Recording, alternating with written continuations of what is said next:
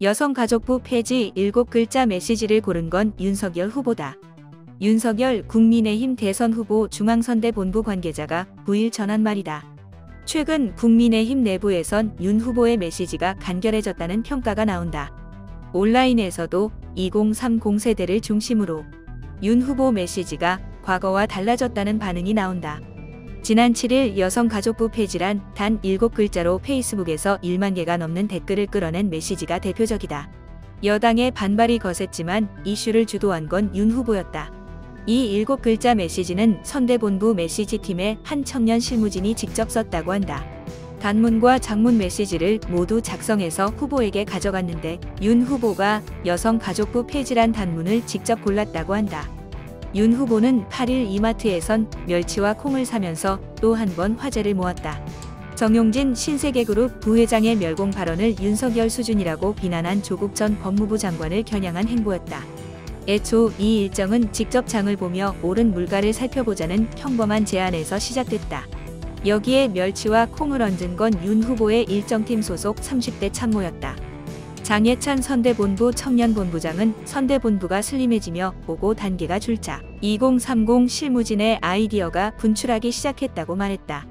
선대본부 내부에선 윤 후보의 메시지가 달라진 이유로 두 가지 변화를 꼽는다. 선대본부의 슬림화와 청년과 실무진을 대하는 윤 후보 본인의 자세 변화다. 장 본부장은 여가부 폐지란 짧은 메시지도 멸치와 콩을 사는 것도 후보가 안 한다고 했으면 그만이었을 것이라고 말했다. 실제로 윤 후보는 지난 6일 국민의힘 각 조직에 배치된 청년 보좌역들과 간담을 기 선대본부의 모든 정책과 메시지는 청년 보좌역과 반드시 상의한 뒤 발표하라는 특별 지시까지 내렸다. 당시 간담회에서 역할이 전혀 없다는 청년 보좌역들의 반발이 나오자 이에 즉각 반응한 것이다. 윤 후보의 직속 기구인 내일을 생각하는 청년위원회 소속의 김원재 부위원장은 청년 보좌역과 상의하란 후보의 지시 이후 청년들이 선대본부에서 제 목소리를 내기 시작했다고 전했다.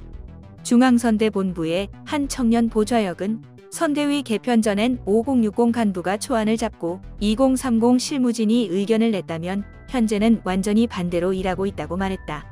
이런 윤 후보의 변화엔 이준석 당대표와의 갈등 봉합이 영향을 미쳤다는 분석도 있다.